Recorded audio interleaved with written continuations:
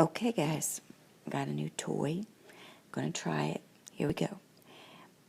Let's remind ourselves. Last week, we talked about complex numbers. You had assignments from there. I've also put some new videos online for you on Blackboard for that. But today, let's talk about quadratic equations. We did speak about this also last Thursday. I'm learning, guys, to have to talk and write at the same time on an iPad. So I'm going to stumble a little bit, but it'll be okay. Okay? Quadratic equations. Let's remind ourselves what a quadratic is. Remember that a quadratic is going to be in this form. ax squared, this is what makes it a quadratic, that's squared, plus bx plus c. And remember, we can solve it when it's 0, okay? And this is also in standard form. We worked one like this last week by the principle of square roots, if you remember like that. We did this, we said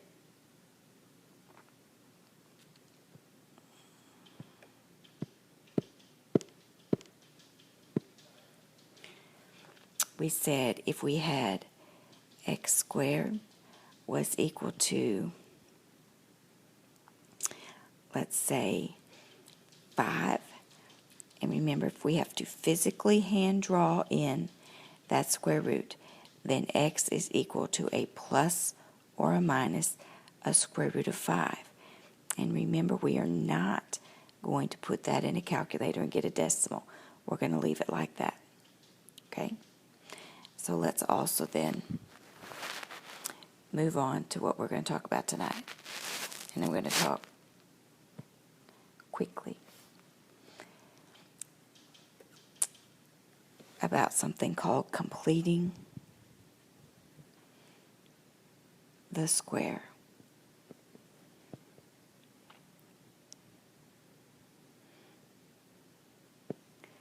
I will also put these in bullet form online for you on Blackboard. So let's just work through a sample problem, and I'm going to work through example 3 on page 246 very quickly with you, walking you through the steps as if I was in class with you. Let's say you have this function, f of x is equal to x squared minus 6x minus 10, and we wanted to solve this for the zeros by completing the square.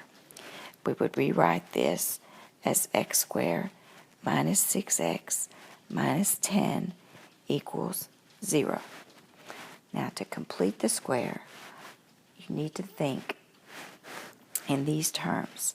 I want to make a binomial that is squared. I want to get something on this side, on the left-hand side, that is squared, that is equal to this over here. Okay? So I'm going to go to a new slide. And so I want to make everything on the left-hand side be reducible to a perfect square. And let me give you a quick example. Let's say that I had x plus 4, and I squared that. You know you don't just do the bloop bloop thing. This becomes x plus 4 times x plus 4. And then you would FOIL that, and you get x squared plus 4x, and then we come down low, plus 4x plus 16. And then we combine our two middle terms, and we end up with x squared plus 8x plus 16. Now this 8x that we get is significant because notice that it is double what is up top inside that parenthesis. And this 16 is squared of what is inside that parenthesis up there. I'm going to rewrite this x plus 4 squared. This and this are the same. That's where I got that. See that? That's where it came from. Okay? Please notice some significant things. This 4 right here is exactly half of this 8. And it is also, let me get a different color. It is also that 16 squared. 4 squared is 16. That is significant. Okay, so let's quickly go back to a new screen and let's restart. Let's resume where we were. Okay, we were at our x squared minus 6x minus 10 equals 0. Now to get there, remember our goal is to get something squared so that we can solve it. Now we're going to take everything that has an x and leave it on the left. Everything that doesn't have an x, like this 10 right here, take it over to the right. So we're going to keep our x squared minus 6x on the left. We're going to add 10 to both sides. Get rid of it, okay? All right. Now then, what can we do to this x squared minus 6 so that we can have a perfect square right here? We know we need an x there. Since that's a minus, this is a minus. Remember on our other screen what was true of this. Since this is a 6, we need to take half of it. Half of 6 is 3. Okay? And then our third term that was right here, remember, is that term right here squared. So what do we need out here? We needed a 9. So we're going to say plus 9. But if we put a plus 9 here, we need to add it to the other side. Okay, guys? Now it's super important that you understand. Super important that you understand that we are taking this trinomial right here and we are rewriting it as this. If we were to take this x minus 3 squared and we were to FOIL it out, we would end up with that x squared minus 6x plus 9. I know that for a fact because we did it on purpose. Okay? And on the right-hand side, we still have our 10 plus 9. I hope everybody sees where we got that 9. We can't just take 9 and add it to the left. Whatever we do to the left-hand side, we must do to the right. Okay? So now this equals 10 plus 9, which is 19. All right. Now then, it comes down to a matter of how can we get that x by itself? Because we did all of this work, and it wasn't easy, but we did it so that we could get that x by itself. What's being done to it? Well, it's being squared, and it's being subtracted.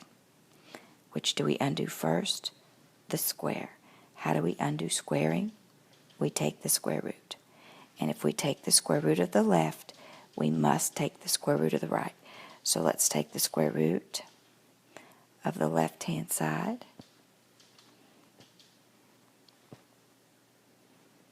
And remember, if we physically draw in a square root, it becomes a plus or minus.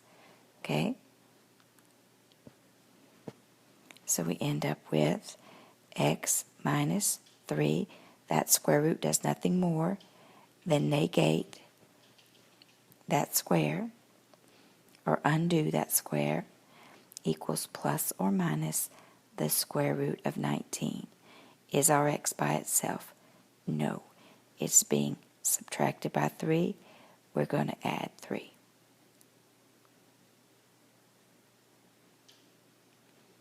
So our x is equal to 3 plus or minus the square root of 19. And that is our final answer.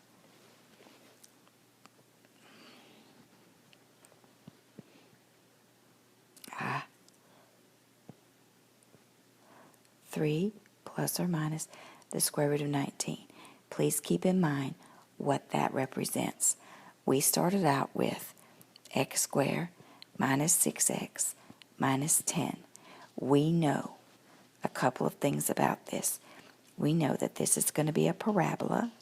It's going to open up, and we know that it's going to cross the x-axis in two places, at 3 plus the square root of 19 and at 3 minus the square root of 19.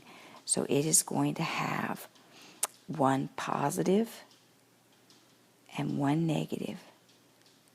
0 is going to cross there and there. We know that. This is 3 minus the square root of 19. This one over here is 3 plus the square root of 19. I'm going to give you a couple to try as well. Email me if you have trouble. See you Thursday. Bye.